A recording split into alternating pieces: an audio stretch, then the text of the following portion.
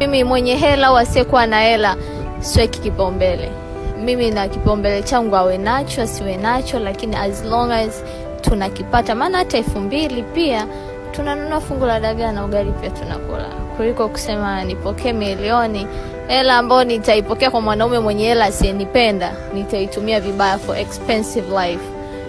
IG mtaniona na post huko, atasema yule dada ana hela, lakini nazipata. After all, huyo mwanaume hana malengo na mimi. Yaani ninavyoenda kwake nendo anavyonipokea hivyo hivyo. Lakini ikiwa na ule mwanaume tukahaso pamoja, moja yangu na moja yake tukaichanganya, tuka pamoja, utasikia okay, siku anakuja kukuengage au mmepata familia, ambia mama yenu alikuwa mvumilivu, nimetoka naye mbali, mpaka leo naendesha gari, mpaka leo nafika hapa.